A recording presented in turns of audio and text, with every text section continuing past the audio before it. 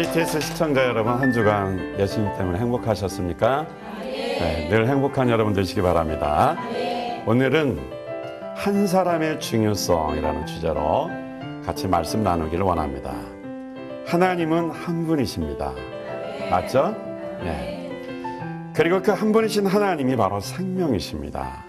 생명이신 하나님은 우리 한 사람 한 영혼을 소중히 여기십니다.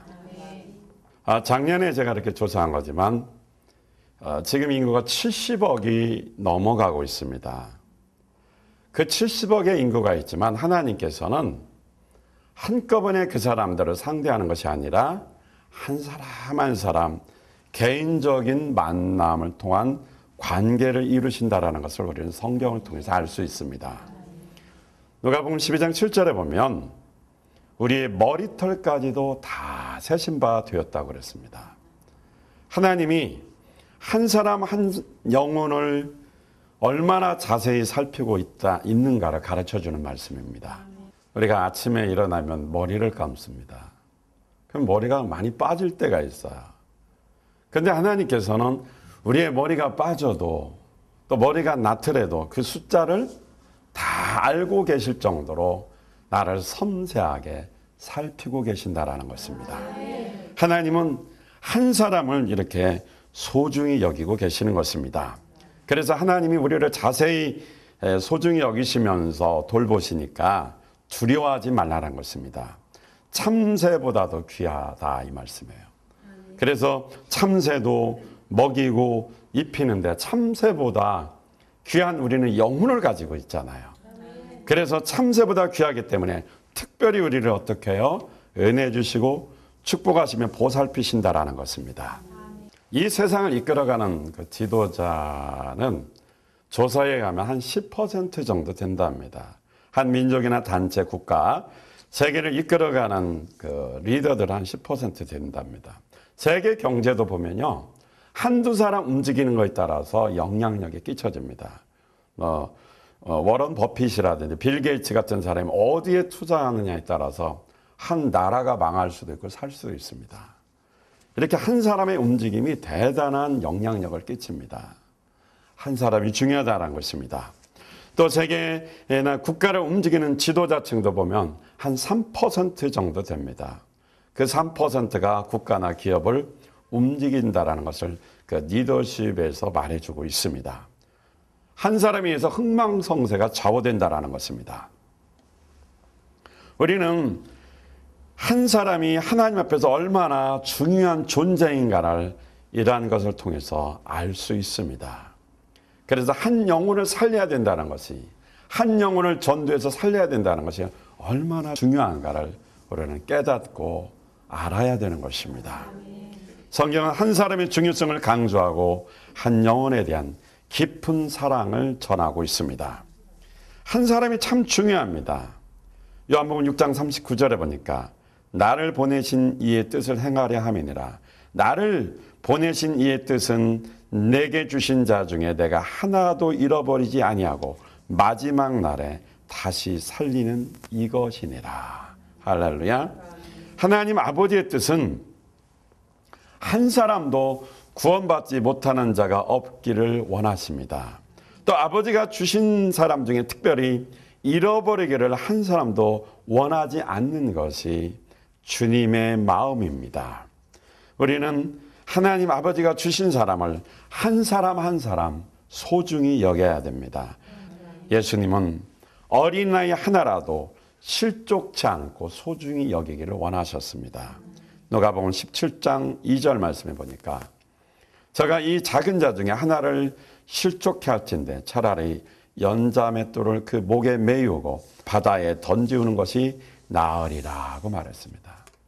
어린아이 하나도 실족해 하거나 타락하면은 목에다가 바위덩어리 큰 거를 매달고 바다에 빠지라는 말입니다. 죽으라는 말이죠. 목에다가 바위덩어리 큰 거 안고 빠지는데 그 사람이 살아나겠습니까? 죽지요.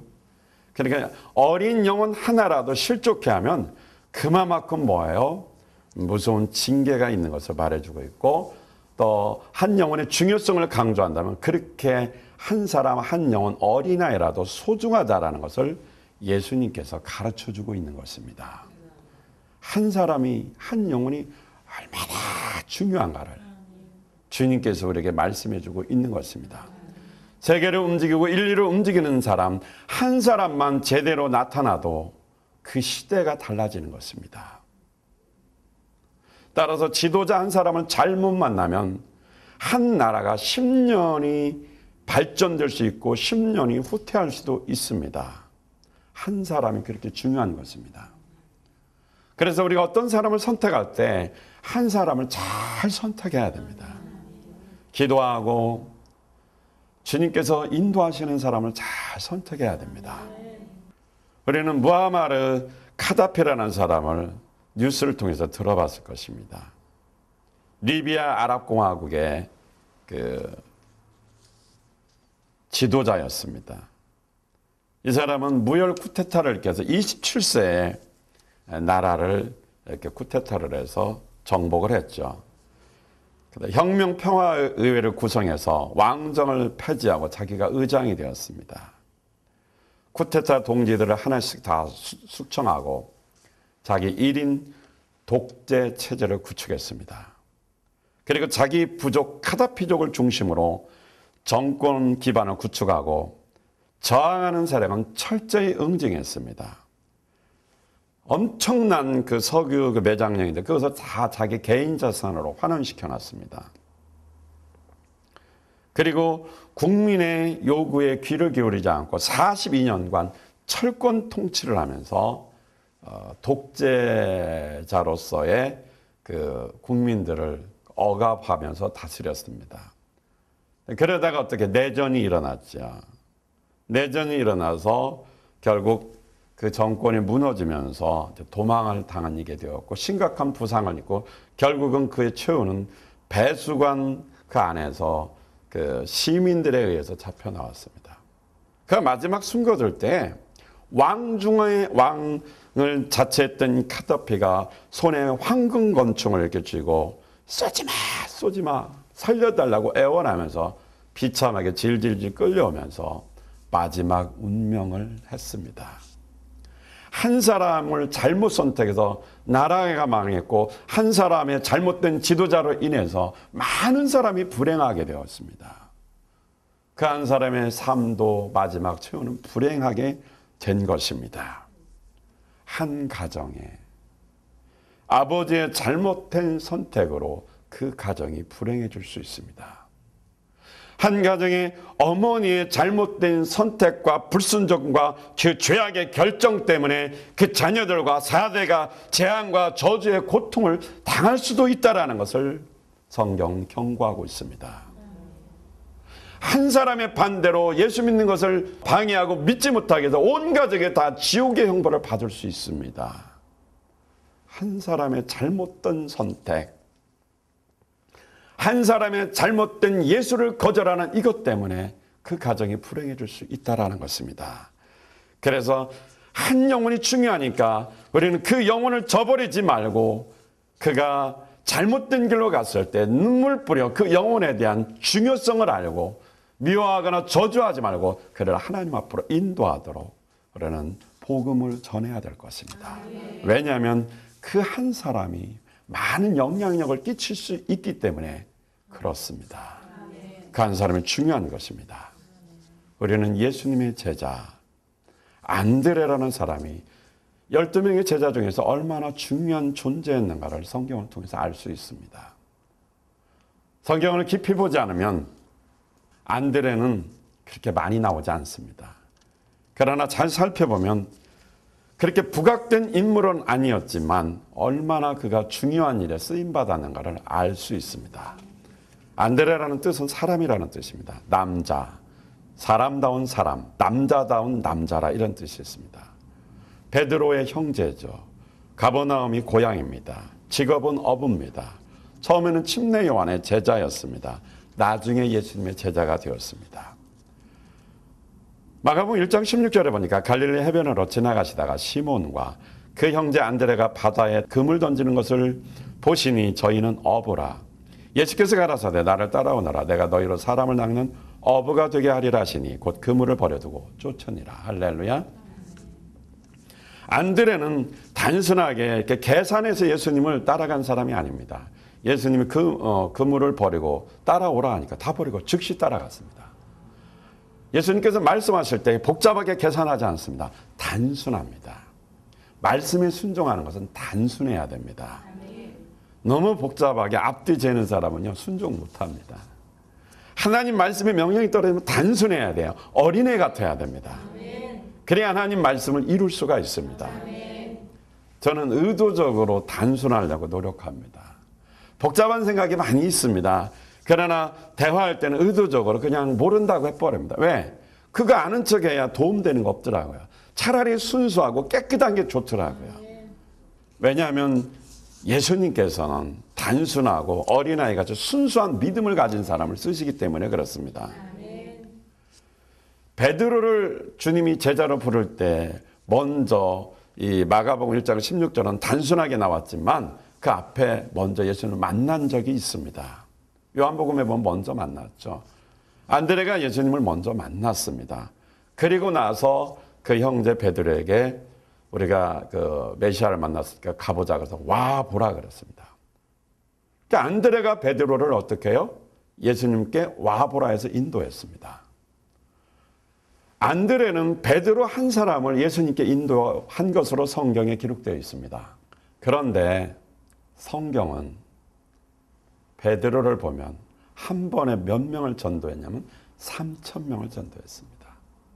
사도행전에 보면 나중에는 남자만 5,000명, 또 예루살렘에 약 2만 명, 5만 명 정도까지의 성도가 있었답니다. 근데 거기에 책임자가 누구냐면 베드로였습니다. 안드레는 베드로 한 사람을 예수님께 인도했지만 베드로는 수만 명의 영혼을 살렸습니다. 그 베드로를 예수님께 인도해서 그렇게 크게 쓰임 받도록 원인을 제공하고 그를 하나님 앞으로 인도한 사람은 바로 안드레입니다. 안드레 한 사람이 만약에 베드로를 인도하지 않았다면 베드로가 나올 수가 없습니다. 한 사람이 얼마나 중요한지 모릅니다.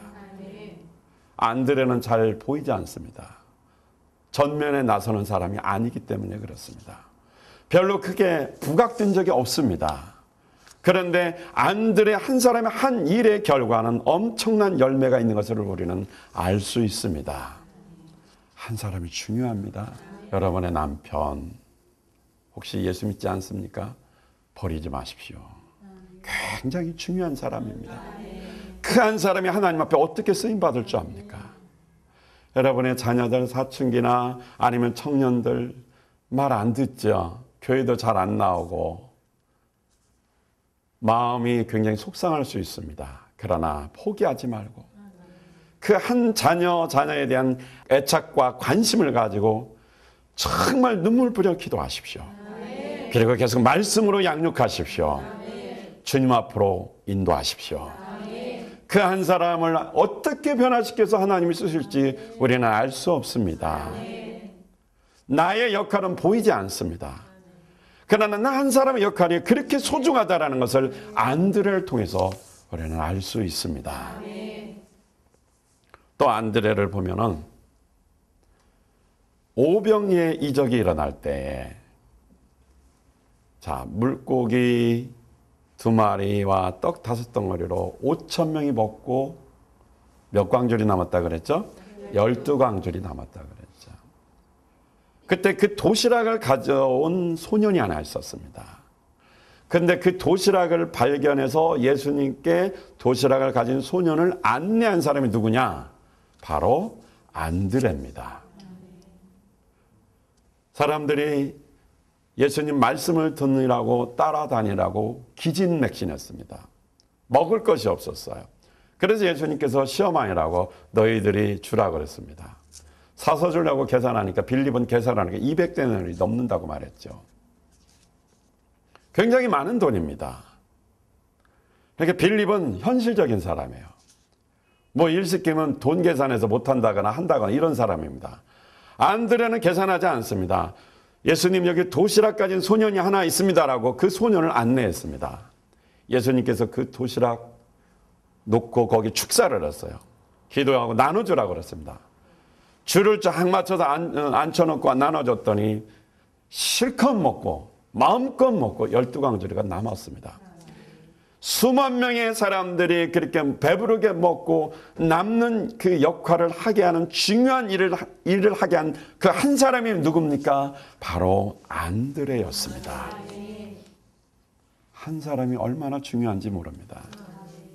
여러분, 한 사람이 굉장히 중요한 사람입니다. 자기를 우습게 여기지 마시기 바랍니다. 나 같은 건 없어져야 돼. 나 한 사람 빠져도 뭐 아무 일이 없을 거야. 괜찮을 거야. 그런 생각하지 마십시오. 그 한 사람이 얼마나 중요한지 모릅니다. 어떤 분이요, 늘 의자만 교회 오면 의자만 자리만 채우는 그러한 교인이 있었답니다. 근데 목사님이 늘 설교하면 늘 그 자리에 앉아 있는 거예요. 어느 날 그 사람이 안 왔어요. 설교하는데 되게 허전하더랍니다. 그 사람은 거기 앉아 있는 것이 중요한 거예요. 자기 자리 지키는 것도 중요합니다. 그 한 사람이 얼마나 중요한지 몰라요. 이렇게 안드레가 성경을 볼 때 크게 부각된 것은 아니었지만 소중한 일을 많이 했습니다. 여러분도 자기가 부각되지는 않지만 하나님 앞에 굉장히 중요한 인물, 안드레와 아주 중요한 존재라는 인식을 가지시길 바라겠습니다. 노예 운동을 해서 노예 해방 운동을 한 사람이 있습니다. 그러니까 한홍 목사가 쓴 책에 나오는 내용입니다. 1787년 10월 28일 젊은 영국 국회의원 윌리엄 윌버포스라는 사람의 일기에 이렇게 써 있습니다. 전능하신 하나님은 내 일생을 바쳐 완수해야 할 두 가지 사명을 주셨는데, 하나는 노예제도를 폐지하는 것이고 또 하나는 영국 사회의 도덕성을 회복하는 일이다. 이 사람의 사명은 노예 해방과 그 사회의 도덕성을 회복시키는 일이라고 생각을 하고 살았습니다. 그래서 국회의원이 되어서 이제 그 일을 하는 것입니다. 18세기 말에 세계 최고의 해군력과 상선을 보유하고 있던 영국은 아프리카 흑인들을 잡아서 북미 대륙으로 마치 요즘으로 말하면 사람 잡아다가 파는 인신매매를 했던 것입니다. 그 인신매매의 주도적인 역할을 영국이 하고 있었습니다. 비인간적인 그런 일을 한 것입니다. 그래서 그 흑인들이 수송도 중에 25%가 배에서 다 죽었답니다. 그런데 그 흑인들을 노예로 잡아다 팔아서 그 이익은 엄청나게 남겼답니다.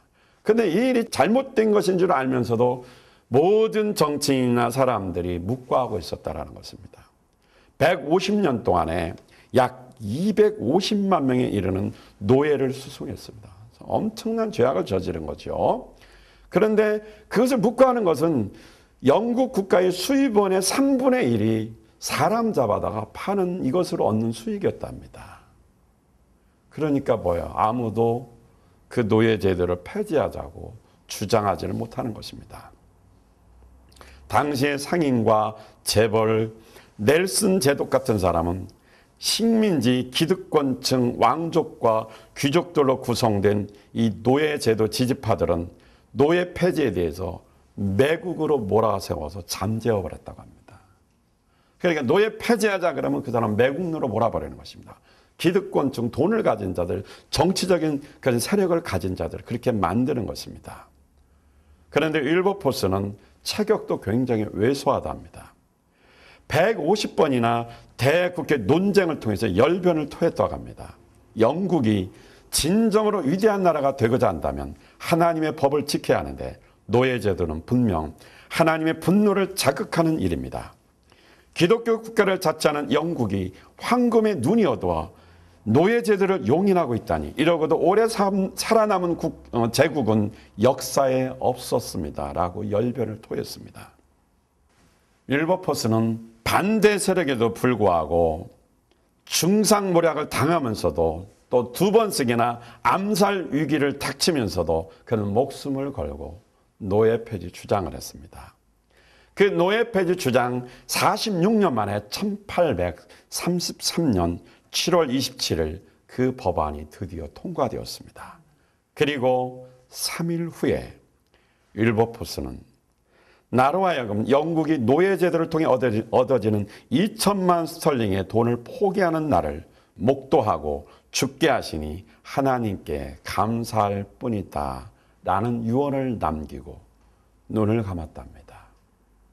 윌버포스는 신실한 그리스도인이었고 정치인의 한 사람으로서 죄악과 물질로 도덕이 파괴된 이 강팍한 영국의 노예제도를 폐지하고 도덕성을 회복시키고 눈을 감았습니다. 이 한 사람의 목숨 거는 노예 폐지 운동을 통해서 어떻게 노예가 해방되었고 영국이 새로워졌다는 것입니다. 한 사람, 단 한 사람에 의해서 세계가 변화된 것입니다. 그것이 미국까지 건너가게 된 것입니다. 그래서 링컨이 어떻게 노예 해방시켰지 않습니까?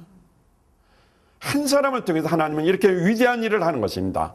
한 사람의 신실한 그리스도를 통해서 세계를 변화시키는 것입니다. 우리는 한 사람의 잃어버린 영혼을 찾아야 됩니다.